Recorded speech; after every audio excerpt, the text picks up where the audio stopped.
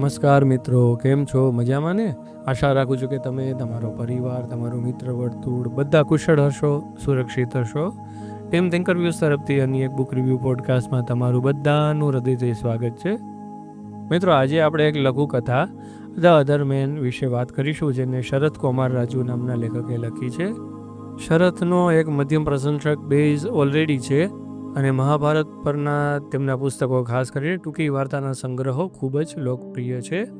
આ પુસ્તક મેં જ્યારે ખરીદ્યું ત્યારે એક પ્રમોશનના ભાગરૂપે ખરીદવા માટે મફતમાં ઉપલબ્ધ હતું. મને તે વાંચવા યોગ્ય લાગ્યું અને વાંચ્યા પછી મને એમ થયું કે નહીં, તમારી સાથે આના મંતવ્યો અને સમીક્ષાઓ અવશ્ય શેર કરી શકાય એમ છે. તો ચાલો વાત કરીએ આ પુસ્તક વિશે. મિત્રો, એક નજર નાખી આ પુસ્તકના કવર પેજ ઉપર. જેમ તમે જોઈ શકો છો આ પોડકાસ્ટના કવર પેજમાં, એ રીતે આ પુસ્તકનું મુખપૃષ્ઠ ન્યૂનતમ અભિગમ અથવા તો મિનિમાલિસ્ટ અપ્રોચને અનુસરે છે. આ પુસ્તકના કવર પેજ ઉપર તમને લેખકના નામ અને પુસ્તકના શીર્ષક સિવાય એક ખાલી સિમ્બોલ દેખાય છે, અન્ય કોઈ વસ્તુઓ નથી. અને તેમ છતાં તમે જોઈ શકો છો કે કવર પેજ આકર્ષક તો અવશ્ય છે. ચાલો આ પુસ્તકની વાર્તાનું વિહંગાવલોકન કરીએ. એક સંયુક્ત કુટુંબ છે જે સાથે મળીને ખૂબ જ સુખેથી રહે છે. એક દિવસ જ્યારે પરિવારના સભ્યો ચર્ચા કરી રહ્યા હતા અને જૂના ફોટોગ્રાફનો સંદર્ભ આપી રહ્યા હતા, ત્યારે નવી પેઢીને ફોટોગ્રાફમાંના લોકો વિશે વધારે જાણવાની ઉત્સુકતા જાગી. સ્વાભાવિક છે, વાસ્તવમાં તો આ લોકો બધા તેઓ માટે જાણીતા જ હતા અને તેઓ બધા તેમની સાથે એક ચોક્કસ સંબંધ શેર કરે જ છે. વાતચીત અનૌપચારિક હતી અને સામાન્ય રીતે આપણે જે ગપશપ કરતા હોઈએ છીએ, કુટુંબ ડાઇનિંગ ટેબલ ઉપર બેસીને જે વાતો કરે છે કે ફ્રી ટાઈમમાં વાતો કરે છે, તે પ્રકારની વાતો જ થઈ રહી હતી. વાતચીત દરમિયાન તેઓને જાણવા મળે છે કે તેમના માતા પિતા અથવા તો કેટલાક સભ્યો માટે દાદા દાદી સિવાયની જે અન્ય વ્યક્તિ ફોટામાં છે તે ધ અધર મેન અથવા તો બીજો માણસ છે. શું આ વાતચીત તેમના સંબંધોમાં પ્રતિકૂળતા તરફ દોરી જશે? અને આ વાર્તાના સંબંધમાં ધ અધર મેન અથવા તો બીજો માણસ એટલે શું? એ શું સૂચવે છે? વેલ, એ જાણવા માટે તમે વાર્તા વાંચી શકો છો. મિત્રો, વાસ્તવમાં મેં શરતની આ પહેલાં પણ ઘણી બધી બુક્સ વાંચેલી છે, પરંતુ તે દરેક લગભગ મહાભારત કે પૌરાણિક કથાઓ ઉપર આધારિત હતી. આ તેનું એવું પ્રથમ પુસ્તક મેં વાંચ્યું છે કે જે સમકાલીન સાહિત્ય ઉપર આધારિત છે. પુસ્તક ખરેખર ખૂબ જ નાનું છે અને તમને ઝડપથી વાંચવાનો અનુભવ પ્રદાન કરી શકે છે. ઘણીવાર આવા ટૂંકી વાર્તાના પુસ્તકની કિંમત વાચકો માટે, ખાસ કરીને મારા જેવા માટે, એક મુદ્દો બની રહેતી હોય છે.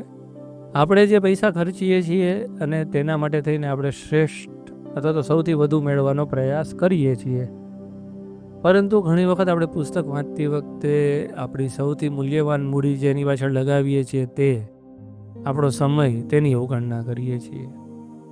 મારી દ્રષ્ટિએ, પૈસાની દ્રષ્ટિએ તો આ પુસ્તક પૈસાનું મૂલ્ય છે જ, કારણ કે મને તો તે બુક પ્રમોશનમાં મળ્યું હતું. પરંતુ શું એની પાછળ આપણે આપણો સમય આપી શકીએ તેમ છીએ? ટૂંકમો જવાબ છે હા, આપી શકાય તેમ છે. પુસ્તક આપણા જીવનના એક ખૂબ જ મહત્વપૂર્ણ પાસાને સ્પર્શે છે અને તે છે પ્રેમ. આપણે પ્રેમ કરવા અને બીજાનો પ્રેમ પ્રાપ્ત કરવા માગીએ છીએ. અને અહીં જ્યારે આપણે પ્રેમનો ઉલ્લેખ કરીએ છીએ ત્યારે આપણે ફક્ત અને ફક્ત પ્રેમ વિશે જ વાત કરીએ છીએ, બે વિરોધી લિંગની વ્યક્તિઓ વચ્ચેના શારીરિક આકર્ષણની નહીં. વેલ, આમ જોઈએ તો એ આકર્ષણ પણ એકદમ સ્વાભાવિક છે અને તેમાં પણ કંઈ ખોટું તો નથી જ, પરંતુ પ્રેમ એ આ તમામ સમજૂતીઓની બહારની લાગણી છે. આપણા જીવનમાં આપણે ઘણા બધા લોકોને જોઈએ છીએ અને તેમાંથી કેટલાક લોકો માટે આપણે એક ચોક્કસ રીતે જ વિચારીએ છીએ. આપણામાંના મોટાભાગના માટે આપણા દાદા દાદી, શિક્ષકો અને અન્ય અમુક સંબંધીઓ ઘણીવાર જીવનભર એક ચોક્કસ છબી બનીને જ રહે છે અને આપણે તેને એક ફોટોગ્રાફની જેમ જોઈએ છીએ, એક ફિલ્મની જેમ વિચારતા નથી.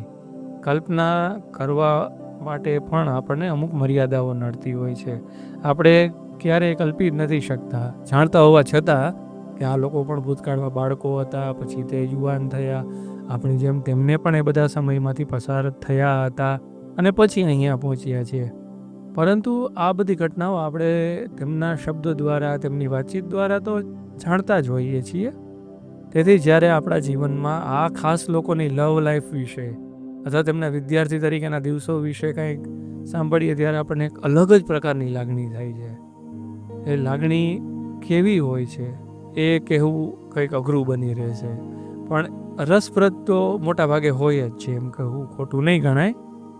લેખકે આ પુસ્તકમાં લાગણીઓને ખૂબ સુંદર રીતે રજૂ કરી છે. Here was this old woman. She had always thought to be asexual, and here was confessing to feelings for a man who was not her husband. તો શું આ એક પ્રણય ત્રિકોણ જેવું છે? શું આ મહિલા તેણીના પતિના પ્રેમમાં ન હતી? બસ પરિવારના સભ્યો પણ આ જાણવા ઉત્સુક હતા, અને અહીં તે વાતચીતનો એક રસપ્રદ ભાગ રજૂ કરું છું. I agree with you. He was a good father, a good husband, a good grandfather and father-in-law. All of that is true. And yet, he was not an easy man to love. આ વાતચીત આપણને બતાવે છે કે સ્વસ્થ સંબંધો કેવા હોવા જોઈએ. વિવિધ કહેવતોમાં એવું કહેવામાં આવે છે કે જ્યારે બાળકના પગ પિતાના પગરખામાં આરામદાયક રીતે ફિટ થઈ જાય ત્યારે પિતાએ તેની સાથે મિત્રની જેમ વર્તવું જોઈએ. હવે જો આ પંક્તિઓને સમજીને અમલમાં મૂકવામાં આવે તો જનરેશન ગેપ જે સમાજને નુકસાન અત્યારે કરે છે તે રીતે નુકસાન નહીં કરે. મહિલા અહીં મેટર ઓફ ફેક્ટ અથવા તો હકીકતી સ્વરમાં જવાબ આપે છે કે He treated me very well, she said. But he did so only because he felt that was the right thing to do. You know, he only asked for my opinion because he thought he ought to, not because he was interested. હવે વાર્તા વિશે આનાથી વધુ કહેવું કે વધુ અવતરણોનો સંદર્ભ આપવો એનાથી આમાં સ્પોઇલર્સ સામેલ થઈ જશે અને વાર્તાનો અંત પણ તમને ખબર પડી જશે. તો એ વિશે હું વધુ ચર્ચા કરવાનું ટાળીશ. જો કે લેખકની સાહિત્યિક ક્ષમતાઓ દર્શાવવા માટે થઈ અને હું એક અવતરણ તો અવશ્ય અહીં મૂકીશ. Amma's words, chopped up into single letters of the alphabet, floated around me in bright crystal colors, rotating and hopping and waving. But my mind could still see the sentence out of which they would sprung. શું તમને નથી લાગતું કે તમે કોઈ એક ફિલ્મનો scene જોઈ રહ્યા હો? શરત ચોક્કસપણે લખવામાં સારા છે. લગભગ આખું પુસ્તક તેણે વાર્તાલાપના સ્વરૂપે લખ્યું છે અને તેમાં ફક્ત પુખ્ત વયનાઓ માટે તેવી કોઈ પણ વસ્તુ સામેલ નથી. લેખક પાત્રોને તેમના સંબંધિત વ્યક્તિત્વના વિવિધ પાસાઓને વિકસાવવા અને બતાવવા માટે સમય આપે છે. આ પુસ્તકનો અંત ખૂબ ઝડપથી આવી ગયો હોય તેવું લાગે છે અને તમે અંતને થોડો અલગ હોય તેવું પણ અપેક્ષિત રાખી શકો છો. સંક્ષેપમાં કહું તો ધ અધર મેન એક ટૂંકી ઈ બુક છે જે સાહિત્ય ગુણોની દૃષ્ટિએ સારી છે.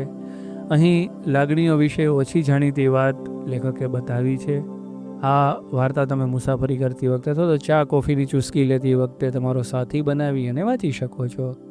આ પુસ્તકને તમે જો કોઈ બુક પ્રમોશન દરમિયાન ખરીદશો તો તમને તેનો ક્યારેય પસ્તાવો નહીં થાય. ટીમ થિંકર યુઝ તરફથી હું આ પુસ્તકને 10માંથી લગભગ 6.5 સ્ટાર્સ આપવાનું પસંદ કરીશ. તો શું વિચારો છો મિત્રો? શું તમે આ પ્રકારના પુસ્તકો વાંચવાના પસંદ કરો છો? શું આ પુસ્તક તમને વાંચવું ગમશે? શું આ પુસ્તક તમે ઓલરેડી વાંચેલું છે? શું માનો છો તમે આ રિવ્યૂ વિશે? કેવો લાગ્યો આ રિવ્યૂ તમને?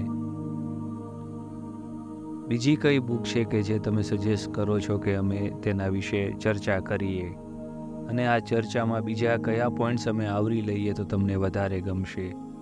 તમારા સજેશન્સ, તમારું ઇનપુટ અમારા માટે બહુ મહત્ત્વનું છે. તો ફરી મળીશું અન્ય પોડકાસ્ટ સાથે. ત્યાં સુધી તમને બધાને નમસ્કાર. તમારા પરિવારનો, તમારા લાગતા વળગતાનો ખ્યાલ રાખજો. અને જો તમે આ પ્રકારના બુક રિવ્યૂ અમે રિલીઝ કરીએ ત્યારે તમને નોટિફિકેશન મળતું રહે તેવું ઈચ્છતા હોય તો આ ચેનલને સબસ્ક્રાઈબ કરજો. આ રિવ્યૂ જો તમને ગમ્યો હોય તો લાઈક કરવાનું ભૂલતા નહીં. અને તમારા મિત્રો, તમારા લાગતા વળગતાઓ, સગા સંબંધીઓ જેને પણ તમને એમ લાગે કે આ પ્રકારની બુક, આ પ્રકારના રિવ્યૂ સાંભળવા ગમશે તેની સાથે જરૂરથી શેર કરજો.